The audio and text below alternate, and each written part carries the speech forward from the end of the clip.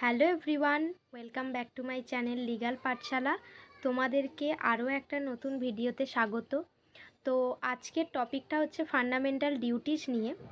তো প্রথমেই বলে রাখি, যারা কনস্টিটিউশন পড়বে তোমাদের নতুন সেমিস্টারে, তাদের ডক্টর নরেন্দ্র কুমারের বইটা সবথেকে ভালো হবে টেক্সট বুকের জন্য। তো আজকে ফান্ডামেন্টাল ডিউটিস নিয়ে তোমাদের আলোচনা করব। ফান্ডামেন্টাল ডিউটিসটা হচ্ছে চ্যাপ্টার 17 আর্টিকেল 51A এতে ইলাবোরেট করা রয়েছে। এবার ব্যাপারটা হচ্ছে যে ফান্ডামেন্টাল ডিউটিস মিনিংটা কী, তার ডেফিনেশনটা কী। অনেক সময় কোয়েশ্চেন আসে যে ফান্ডামেন্টাল ডিউটিস নিয়ে একটা 16 মার্কসের কোয়েশ্চেন আসে, তো সেখানে তোমরা কি লিখবে, আর হচ্ছে যে ফান্ডামেন্টাল ডিউটিসটা কি, সবাই কি সেটা ফলো করে, সেটা ফলো না করলে কি হতে পারে, তার কনসিকুয়েন্সেস কি, পানিশমেন্ট হতে পারে, সবটা তোমাদের সাথেই আলোচনা করব। তো আমাদের কনস্টিটিউশনের পার্ট 4A তে ফান্ডামেন্টাল ডিউটিসটা ইলাবোরেট করা রয়েছে, এবং যেটা কনস্টিটিউশনের 42nd অ্যামেন্ডমেন্ট অ্যাক্ট 1976-এর পরেই সেটা অ্যাড হয়েছে। তো ইট কন্টেন্স আর্টিকেল 51A। তোমাদের আগেই বললাম, সবসময় মনে রাখবে কনস্টিটিউশনের 51A-তে ফান্ডামেন্টাল ডিউটিস ইলাবোরেট করা রয়েছে, এবং এখানে টোটাল 11টা ফান্ডামেন্টাল ডিউটিস রয়েছে। সেটা তোমরা ভালো করে মনে রাখবে যে 11টা, এই 11টা তোমাদের পরপর ক্লজেস দিয়ে লিখতে হবে। পরীক্ষায় যদি তোমরা এইটা ভালোভাবে লেখো, তাহলেই তোমরা ভালো মার্কস পাবে। এবার আমরা চলো শুরু করা যাক। ফার্স্ট হচ্ছে যে to abide by the constitution and respects its ideals and institution to national flag and national anthem. প্রত্যেকটা সিটিজেনদের কিন্তু ন্যাশনাল ফ্ল্যাগ মানে আমাদের জাতীয় পতাকা, আর ন্যাশনাল অ্যানথেম মানে জাতীয় সঙ্গীতকে আমাদের কি মেনে চলতে হবে, সম্মান করতে হবে। To cherish and follow the noble ideals which inspired our national struggle for freedom. আমাদের এই যে ইন্ডিয়ার ফ্রিডমের জন্য যারা যেই নোবেল আইডিয়ালস বা যারা রয়েছেন, তাদেরকে সব সময় কী করতে হবে, চেরিশ করতে হবে, ফলো করতে হবে। Two uphold the protect the sovereignty unity integrity of India. ইন্ডিয়ার মধ্যে সবসময় ইন্ডিয়ার প্রোটেক্ট করতে হবে, ইউনিটি, ইন্ডিয়ার যে জাতীয়তাবোধ, একতা, এইগুলো সব কিছু কি প্রোটেক্ট করতে হবে আমাদের সিটিজেন হিসাবে, যেটা আমাদের নাগরিকদের কর্তব্য। অ্যাকচুয়ালি ফান্ডামেন্টাল ডিউটিস তো বাংলায় যাকে নাগরিক কর্তব্য বলে, সেটা কিন্তু তোমাদের প্রোটেক্ট করতে হবে প্রত্যেকটা সিটিজেনকে। To defend the country and render national service which called upon to do so. আর্মিরা যেটা করে, আমাদের দেশের সৈনিকরা যে আমাদের দেশকে যারা ন্যাশনাল সার্ভিস দিচ্ছে, আমাদের দেশকে যারা রক্ষা করছে, এই যে এটা তো তারাও তো একজন করে সিটিজেন আমাদের ইন্ডিয়ার। এটাই বলছে যে ডিফেন্ড করতে হবে, যখন ইন্ডিয়ার এমার্জেন্সি সিচুয়েশান আসুক, সবাইকে ঝাঁপিয়ে পড়তে হবে। To promote harmony and spirit of common Brotherhood amongst all the people of India, transcending religious, linguistic, regional or selectional diversities, to renounce practices derogatory to the dignity of women। মানে ওমেনদের কিন্তু অবমাননা করা যাবে না, মানে মেয়েদের। আর হচ্ছে আমাদের ভারতের জাতীয়তা বোধ, আমাদের পিপল অফ ইন্ডিয়া যেটা, সেই জাতীয়তাবোধকে সব সময় প্রমোট করতে হবে।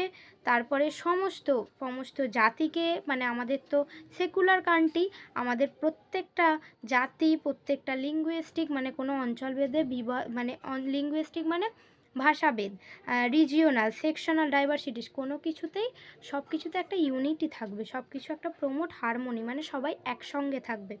Two value and preserve the rich heritage of our composite culture. আমাদের যে ঐতিহ্যকে, আমাদের ভারতের ঐতিহ্যকে কিন্তু ভালোভাবে গুরুত্ব দিয়ে তাকে প্রিজার্ভ করে রাখতে হবে। To protect and improve the natural environment including forest, lake, rivers, wild life and have compassion for living creatures. আমাদের কি প্রত্যেকটা আমাদের এনভায়রনমেন্টকে সুরক্ষিত রাখতে হবে, প্রোটেক্ট করতে হবে। এটা every citizen have to be should be followed, ঠিক আছে।